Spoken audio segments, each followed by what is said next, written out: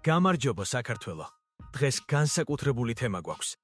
ჩვენ ვსაუბრობთ ადამიანზე, რომელმაც აიძულა მთელი მსოფლიო პატივისცეს ჩვენს დროშას და ჩვენს ძალას. ილია თოფურია, ჩვენი მატადორი. ინტერნეტი აფეთქდა ისლამ მახაჩევის ბოლო ინტერვიუს შემდეგ, სადაც მან ილია ლეგენდარულ კონორ მაკგრეგორს შეადარა. იცით რა? მოდით სიმართლეს თვალი გაუსწოროთ. ირლანდიელის მიღწევების მიუხედავად ილია სულ სხვა დონის, სხვა კოსმოსის მებრძოლია. ისლამ მახაჩევმა, რომელიც თავად არის ამ სპორტის მწვერვალი, პირდაპირ აღიარა. ილია თოფურიას დარტყმის ძალა ბევრად აღემატება იმას, რაც კონორს ჰქონდა საუკეთესო წლებში.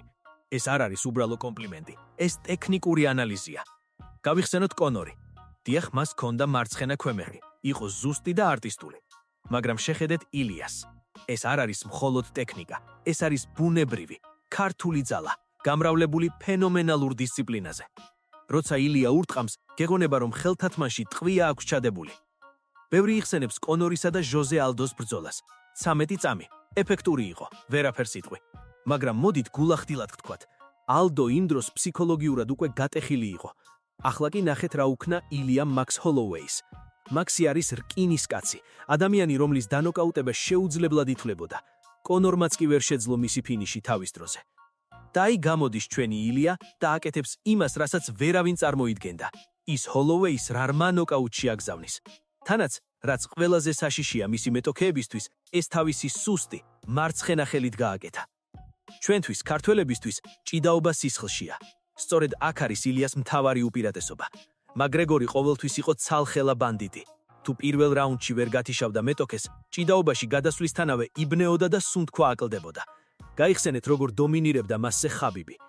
ილია კი უნივერსალური ჯარისკაცია. მისი ბაზა ბერძნულ-რომაული ჭიდაობაა, მისი ჯიუ-ჯიტსუ უმაღლესი დონისაა. მას შეუძლია ნებისმიერი შავი ქამარი დაარჩხოს, თუმცა ურჩევნია გამოვიდეს და დაამტკიცოს, რომ საუკეთესო მოკრივეა ლიგაში. ეს არის ის, რასაც მახაჩევი ევოლუციას უწოდებს. სპორტი შეიცვალა. რაც 2015 წელს მაგარი იყო, დღეს უკვე გავლილი ეტაპია. კონორი იყო შოუს, ტრეშ-თოკის და სწრაფი ფულის სიმბოლო. ილია თოფურია კი არის ათლეტიზმის და ტოტალური დომინაციის სიმბოლო. თანამედროვე ტექნოლოგიები, კვება, რეჟიმი. ილია ამ ყველაფერს 100%-ით იყენებს. მის გუნდში საუკეთესო ექიმები და ანალიტიკოსები მუშაობენ. ის უბრალოდ კი არ ჩხუბობს, ის ოქტაგონში მათემატიკურ ამოცანას ხსნის. მახაჩევმა შენიშნა, რომ კონორი კონტრშეტევებში უკეთესი იყო.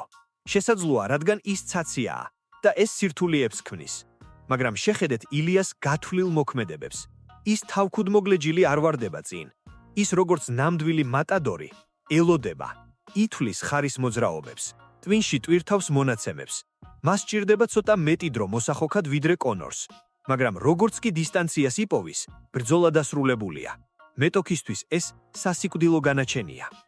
შედარეთ ათლეტიზმი. ადრე მებრძოლები თავისუფლებას აძლევდნენ, კლუბებში ევლოთ და მერე გამოსულიყვნენ საჩხუბრად. ილია იდეალური პროფესიონალია. მასში იმ მეომრების სისხლი ჩქეფს, რომლებიც საუკუნების მანძილზე იცავდნენ ჩვენს მიწას. ეს სულის სიმტკიცე და თანამედროვე მეცნიერება მას უძლეველს ხდის. როცა მას ვხედავთ, ჩვენ ვხედავთ არა მხოლოდ სპორტსმენს, არამედ საქართველოს ღირსებას. კონორ მაკგრეგორმა 28 წლის ასაკში უკვე დაიწყო ფორმის დაკარგვა, რადგან ვისკი და იახტებმა გაიტაცა. ილია ახლა 28 წლისაა და ის მხოლოდ ახლა შედის თავის ოქროს ხანაში. 2 წელიწადში ის ისეთ მწვერვალზე იქნება, სადაც ისტორიაში არც ერთი მებრძოლი არ ყოფილა.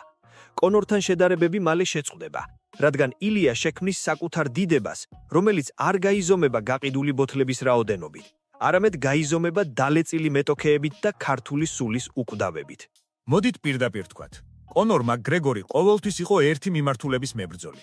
დიახ, მას ჰქონდა ფენომენალური კრივი, მაგრამ როგორც კი საქმე ნამდვილ ბრძოლამდე, ჭიდაობამდე ან გრეპლინგამდე მიდიოდა, მეფე უბრალო მოკვდავად იქცეოდა. გაიხსენეთ მისი ბრძოლა ხაბიბ ნურმაგომედოვთან. ბევრი ამბობს, კონორმა ხაბიბს ერთი რაუნდი მოუგოო. ხალხო, სერიოზულად? ის უბრალოდ გადარჩენისთვის იბრძოდა, წესებს არღვევდა და ბოლოს მაინც დანებდა. აქ კი მივდივართ მთავარ წერტილამდე. ილია თოფურია. ილია არის კოშმარი ისეთი მებრძოლებისთვის, როგორიც კონორია. რატომ? იმიტომ, რომ ილიას ბაზა არის კლასიკური ჭიდაობა და უმაღლესი დონის ჯიუ-ჯიტსუ. ამავდროულად, ის ალბათ საუკეთესო მოკრივეა დღევანდელ UFC-ში. ხვდებით საფრთხის დონეს? მას შეუძლია დგომში გაქთიშოს, ხოლო თუ პარტერში გადაყვანას დააპირებ, იმაზე სწრაფად გამოგკეტავს მახეში, ვიდრე შენ proper 12-ის თქმას მოასწრებ. კონორ მაკგრეგორმა, როგორც ტოპ ათლეტმა, არსებობა 2018 წელს შეწყვიტა. მას შემდეგ, რაც მეივეზერთან ბრძოლაში დიდი ფული იშოვა, MMA მისთვის ჰობიდ იქცა. ილია თოფურია კი ფანატიკოსია. ის დღე და ღამე დარბაზშია. მასში ის ქართული ჟინი დუღორს, რომელიც არ აძლევს უფლებას მეორე იყოს. ილია დღეს არის MMA-ის ევოლუციის მწვერვალი. ბევრი კომენტარებში ალბათ დაიწყებს ყვირილს. პრაიმში მყოფი კონორი ილიას დაანოკაუტებდაო. მეგობრებო, გაიღვიძეთ. პრაიმში მყოფი კონორი ნეით დიაზმა დაარჩხო. კაცმა, რომელიც არც ელიტური მოჭიდავია და არც ყველაზე ძლიერი დამტკმელი. დიაზმა ის უბრალოდ ომში შეიტყუა და მიწაზე გაანადგურა. წარმოიდგინეთ, რას უზამდა მას ილია თოფურია. ილია მას უბრალოდ ფიზიკურად გატეხდა. პირველივე რაუნდში მიწაზე დაანარცხებდა და იქ დაასრულებდა მის კარიერას. კიდევ ერთი მნიშვნელოვანი მომენტი.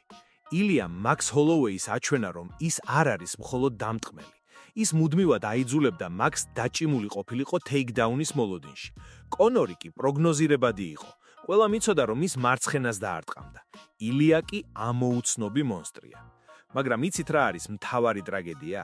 მიუხედავად სპორტული უპირატესობისა, ილია არასოდეს გახდება მეორე კონორი მედიის თვალში. მაკგრეგორი იყო პირველი, ვინც სისტემა გატეხა. ის იყო როკ ვარსკვლავი. ილია ცდილობს მის კოპირებას, მის ქცევებს, მაგრამ ეს გავს ხარისხიან iPhone-ის ასლს. თითქოს ყველაფერი იგივეა, მაგრამ ის მაგია აკლია. თუმცა, ჩვენთვის ქართველებისთვის ეს მეორე ხარისხოვანია. ჩვენთვის მთავარია ის ოქროს კამარი, რომელიც ილიამ საქართველოში ჩამოიტანა. თუ ჩვენ მათ ოქტაგონში ჩავკეტავთ, პრაიმში მყოლთ კონორს და დღევანდელ ილიას, მე მთელ ჩემს ფულს თოფურიაზე დავდებდი. იმიტომ რომ 2025 წლის MMA-ში სუფთა დამტყმელი ჭიდაობის გარეშე არის უბრალოდ საკბილო ისეთი უნივერსალებისთვის, როგორიცაა ილია ან ისლამ მახაჩევია. და აი დაფიქრდით, კონორი ყოველთვის ირჩევდა ხელსაყრელ მეტოქეებს. ჟოზე ალდო დაღმასვლისას იყო, ედი ალვარესი სტილისტურად იდეალურად აწყობდა. როგორც კი ჰორიზონტზე ხაბიბი გამოჩნდა, კონორის მითი დაიმსხვრა. ილიას კი არავის ეშინია. ის გამოვიდა ვოლკანოვსკის წინააღმდეგ, როცა მას მსოფლიოში საუკეთესოდ თვლიდნენ და უბრალოდ წაშალა ის რუკიდან. აბა, კონორის ფანებო, უკვე ამზადებთ ბრაზიან კომენტარებს? ველოდები თქვენს ექსპერტულ აზრებს იმის შესახებ, თუ როგორ გათიშავდა კონორი ილიას ერთი ხელის მოსმით. თუ თქვენ შორის დარჩნენ ადეკვატური ადამიანები, რომლებსაც ესმით, რომ თოფურია ევოლუციის ახალი საფეხურია, ხოლო კონორი უბრალოდ პიარით გაბერილი პენსიონერი, დაწერეთ, რას ფიქრობთ ამ ტექნოლოგიურ სხვაობაზე და რატომ გგონიათ, რომ ვცდები, თუმცა ვიცი, რომ არ ვცდები. აბა თქვენ იცით კომენტარებში.